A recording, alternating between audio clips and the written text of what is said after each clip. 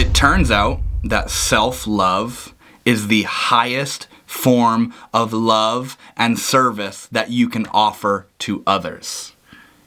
Now that seems kind of counterintuitive, where you think self-love means it's helping you. But see, by cultivating self-love and by working on yourself, you're putting yourself in the optimal position to be of service to others, where you are showing up in the potential of who you are. And what you're offering is coming from a healthy place. It said, the best thing that I can do for you is to work on me. And the best thing you can do for me is to work on you. Where service to others starts with service to self. Now, this is what seems counterintuitive, where we think service to others is just helping other people. Now, we may go out and sort of go out a little heavy-footed and start helping all these people around us, but we're not ever taking notice of how we're helping, the place from which we're helping. Because when you think about it, what's equally as important as what you're doing is how you're doing it, aka where you're doing it from. Yeah, okay, you're helping all these people, but who is it that's helping? You think about like the dynamic of a therapist and a patient. If the therapist is living in their therapistness, their therapist personality dynamic, the therapist ego, they're sort of forcing that other human being into the role of the patient. If the therapist sees the patient as somebody who needs help, every act they do, every word they say, every offering they make is coming from a place that's cramming that person into the role of who the therapist thinks they are, where they're a patient who needs my advice. You know what I mean? Ram Dass, a beautiful spiritual teacher who was actually a therapist in Harvard back in the 60s, he had a beautiful example of a therapist is great as long as they don't think they're a therapist. Now, this is really far out, heavy, esoteric stuff, but what he's saying is that when you think of like a therapist and a patient, it's merely a playing of roles, where I'm the therapist and you're the patient, and but what's going on is it's a communication of souls. That's what's going on. It's not the I am a therapist who's here to fix you.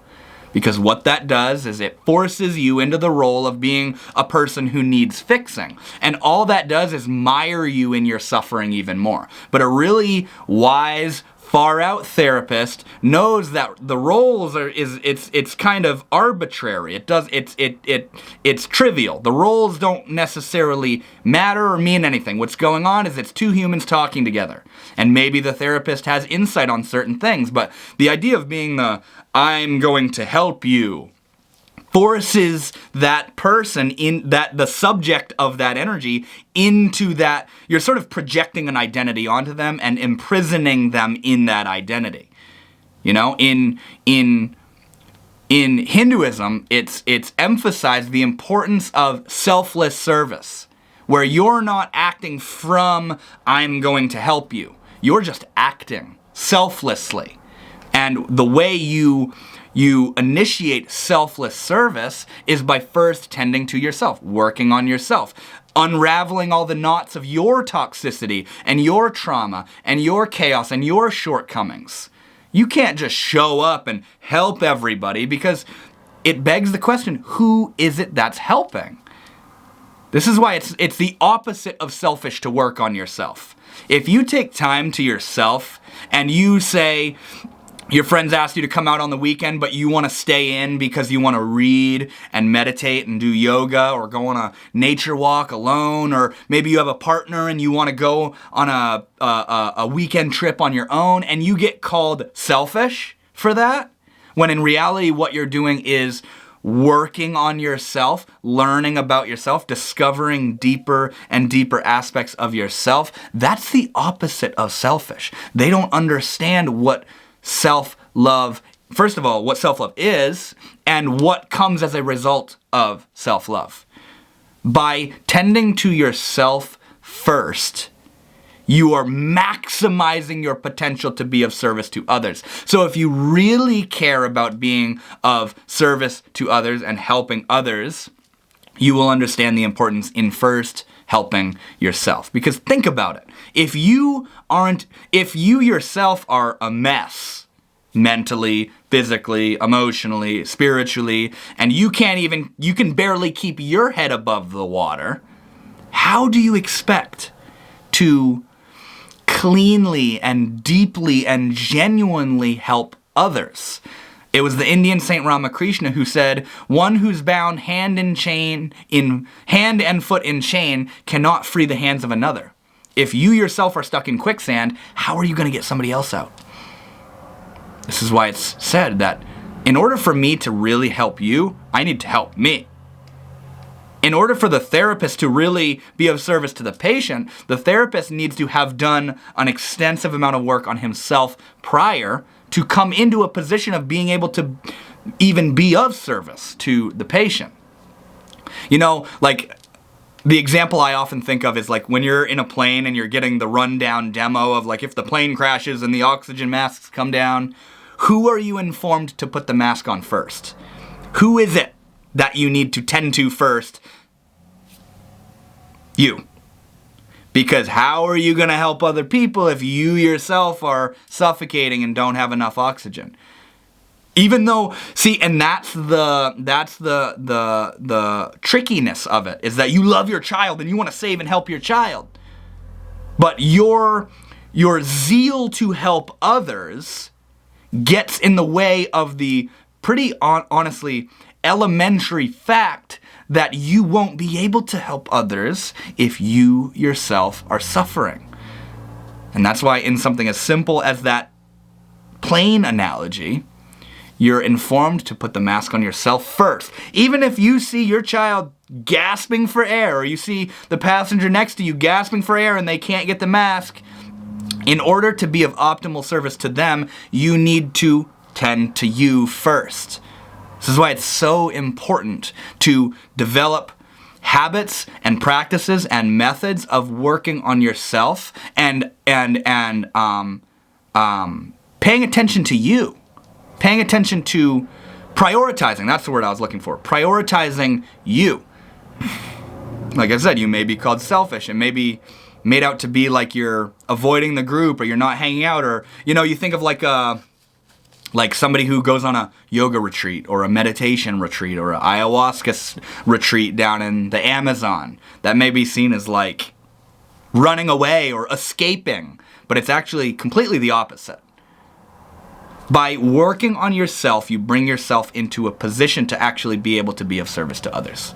Have you ever been having like a hard time and somebody was there, a friend, you called a friend, or the friend was there, or whatever it was, or maybe your partner was there, or whoever it was, and you can feel, as you talk to them, as you share with them the struggles that you're going through, you can feel that they're looking at you as this like project that needs fixing. You can feel like, I've done this. I've been the one who looks at people like, I need to fix you with my spiritual wisdom. And all it does is turn them off that much more. I don't know if I said it, but all it does is mire them deeper in the muck of their suffering. What you can feel that they're making you out to be somebody who's helpless. This is why so many of us are afraid to ask for help. Because when we ask for help, we're forced into the identity, the model, the personality dynamic of somebody who's helpless, aka somebody who's broken or not strong enough or not cut out or not worthy of being this or that. This is why so many of us don't want to ask for help, because when we ask for help, we're crammed into this role. Everybody says, oh, let me help you. You're not good enough to do it yourself, so I need to come in and fix everything that's wrong with you. The reason we're afraid to voice our pain, and the reason we're afraid to stand up and say, I need help, is because of the personality matrix that gets created when somebody asks for help. we think, I'm going to help you. You know? Let me fix you. I'm done with that. I'm done with the let me fix you. That's a pattern that's been repeating itself in my life in the context of like romantic relationships where it's called like the savior complex, where I get this emotional payoff from feeling like I'm helping. I'm here for you. Let me talk to you. Oh, you need me to drive 3 hours in the middle of the night because you're having a really hard time? Let me talk to you. Let me offer. Let me be there. Let me help you. Let me fix you because you're broken and you need me. And I get a sense of worthiness. I get a dirty high off of fixing you. Now, what does that do? When you get a rush out of fixing people, who do you think you're going to attract into your life? Not healthy people. You're going to attract people who aren't well so you can fix them. And then you have the audacity to be like, oh, why do I keep attracting toxic partners? Because you're getting a rush off of this empathic, egoic savior complex. I did this so much. And what it does is not only bring those kinds of people into my life, but I'm forcing them into the nastiness of their predicament even more. Because the truth is, when you attract somebody who's not well into your life, they do need help. But the question is, how are you helping them? Not what are you doing to help. Here, let me talk to you. Let me get something for you. Let me be there. Let me offer my advice. Not what you do, but how you do it. Where are you doing it from? And when I look back in lots of instances in my life of not only relationships, but just strangers, friends, coworkers, family, when I look back at how I was helping, where I was helping from, I can see that I was coming from, I'm in a higher position and I'm going to help you. And all that does is create a hierarchical imbalance. And first of all, it's not even true, but it creates drag in the process of that individual's healing. And as I've continued to work on myself over the years, self-love, developing practices of working on myself, meditating, yoga, nature, traveling alone, spending time to myself, inquiring into myself, studying. As I've done all this self-love stuff, it's what's allowed me to see the importance in where I'm helping from and the importance in tending to me and prioritizing me first so that I can actually be in a healthy state myself to be able to help you. Now see, when you're in a healthy state and you see somebody suffering, you don't see it. It completely changes the vantage point from which you're seeing and from which you're acting. When you see somebody suffering, you don't think that's a suffering person who needs my help. When you're on a good vibe, when you're vibing high yourself as a result of all the work you've been doing on yourself, you don't see somebody suffering as somebody who needs your help. You see somebody who's having a hard time, and just by being you, healing happens. You don't go into this personality dance of, I'm going to help you. That jams it all up. That makes it weird. That makes it fake. It's like a means to an end. It's like a payoff. Like, if you play the role of somebody who needs help, I'll be the one who helps you. It's like an astral write-off. It's like a subconscious contract you're making with that person. And they might not even be aware of it. But by you being like, here, let me help you. I'm going to fix you because I'm in a healthier state than you are. And they're subconsciously being forced into that. They're like, yeah, okay, well, yeah, I'm the helpless person who can't figure it out themselves. And yeah, I guess I need you. And not only do you demean and belittle them, even without knowing it. You may not even be aware that you're doing this, but it does do it. As a matter of fact, it does demean and belittle them when you treat them as somebody who needs help. But also, not only is it demeaning them, but it's convincing them that they don't have what it takes. Helping, it's convincing them that they need you. that they need help. Now, they may need help, but the help they need is somebody to empower them, not fix them.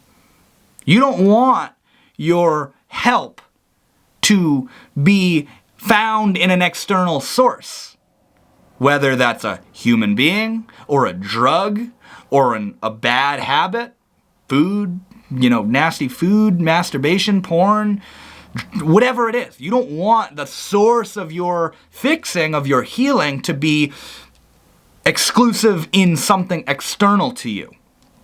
What other people do is act as mirrors to show you where you're at.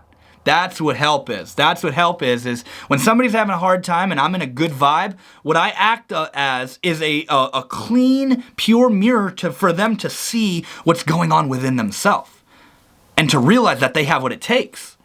I'm not going to sit here and drop down into some energy exchange where, here, let me fix you. You know what I mean? That's not pure. That's not clean.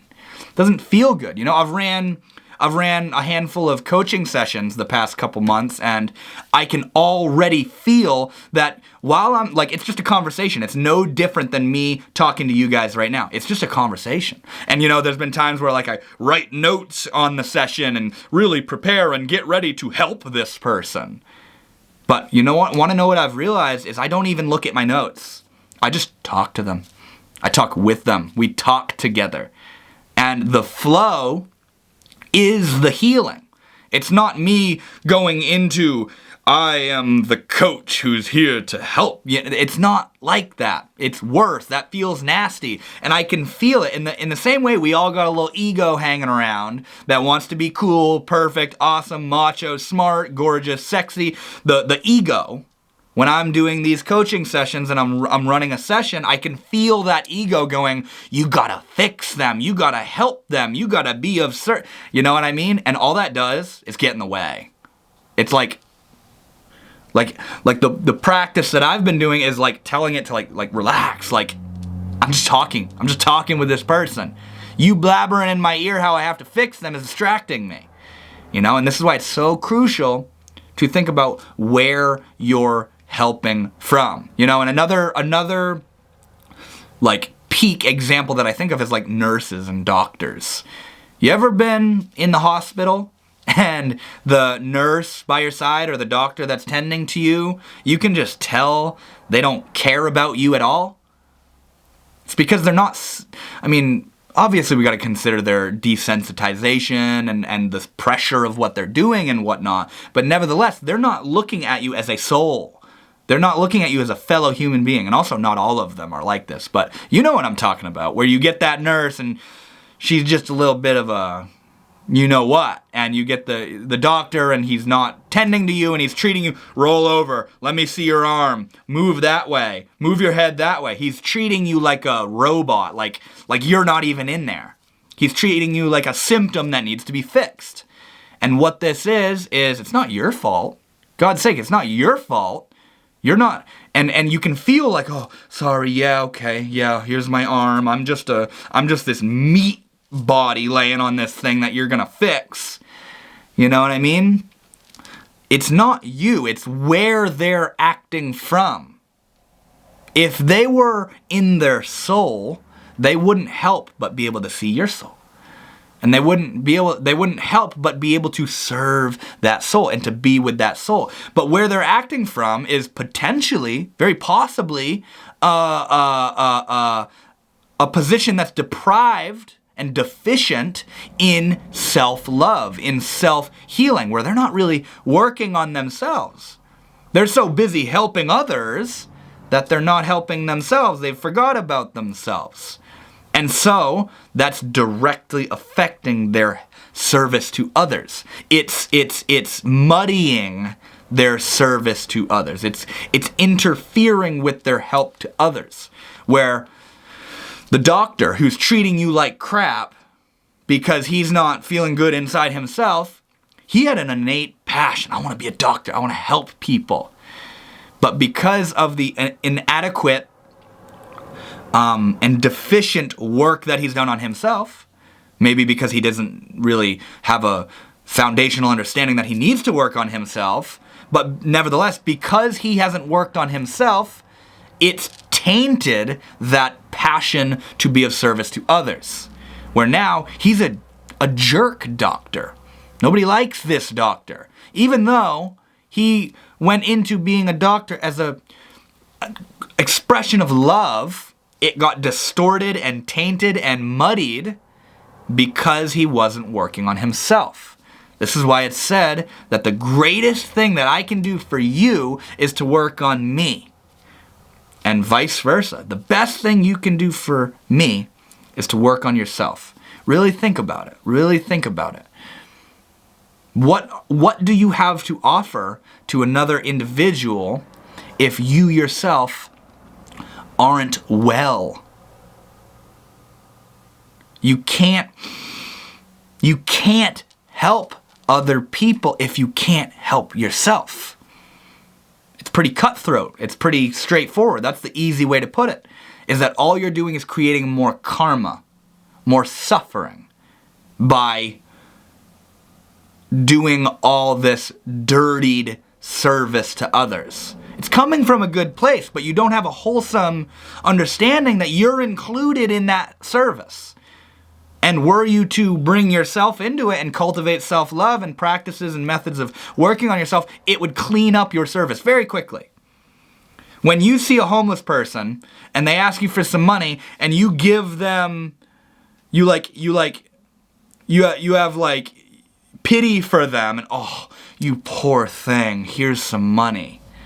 Karma's created. You didn't just help them. Yeah, you gave them some money, but you dehumanized them in a way. You forced them into the role of a homeless person, even more than they already are at. Whereas if they ask you for some money and you're like, yeah, I got you, bro, and you don't even think twice about, oh, you poor thing, here, I got some money, here you go, I hope you're well, do you need anything else? You don't even pay attention to that. They ask you for money, you give them a little bit of money. That is selfless. You're not. And also, what really has to do with selfless service is, are you getting like I called it earlier, a dirty high, a rush of righteousness out of serving others? I helped them. You give some money to a homeless person and you kind of wonder if God saw you doing it. Did he see me? And you get to work and you're like, guess what? To your coworker, and they're like, what? And you're like, I gave a homeless person $5 today. You start kind of milking it for an ego hit, a dirty high. I helped a person. I'm a therapist. I'm a spiritual wellness coach. I'm a life coach. I help people. You start getting a rush out of it. And now your service is even worse. Now your actions are even more distorted and muddied, because now you don't want them to get better so that you can keep helping them. That's the thing in like big pharma and honestly in like a lot of clinical therapy settings. You don't want your patient to get better, because when them getting better is equal to that you losing money. So what you do is you kind of breadcrumb them along, you string them along. Let's get this next session. You know what I mean?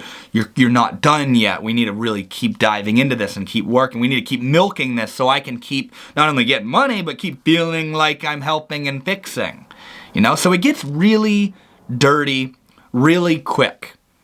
And I'm telling you, the very instant, the moment you begin to prioritize your healing, every single degree to which you heal is an increase in your capacity to heal others. Whereas on the flip side, to every extent that you don't work on yourself, and here, let me help you, I get a rush out of helping, you're losing yourself in the process, and by losing yourself, you're not helping. You're creating more stuff. Even if it's a different kind of suffering, where somebody really needs your help and you give them insight on that thing, but you've also forced them into being this helpless person who's not strong enough to find it out themselves. Now you've created tension and karma and suffering in another area. It's kind of like those it's like the thing where you push it down over here and it pops up over here. So then you push it down right here and it pops up right there. You push it down right there and you can't get rid of it. You can't get rid of it because your service is coming from a disempowered spot, a disempowered place. When you think of a relationship, not even a romantic relationship, but friends, family, partners, all relationship, you can only love somebody to the extent you love yourself. Period. That's it. When you fall absolutely head over heels in love with somebody, you want to know what that's showing you? That's showing you a reflection of your capacity to be able to be in love that deeply. They're not giving that to you. It's not coming from them. I know that's the illusion that when you love somebody, it's coming from them, but it's the way I always word it is that you're clothing them in your own beauty. You're dressing them up with your beauty, with your love. So if you don't love yourself very deeply, if you love yourself shallowly, you will only love others shallowly.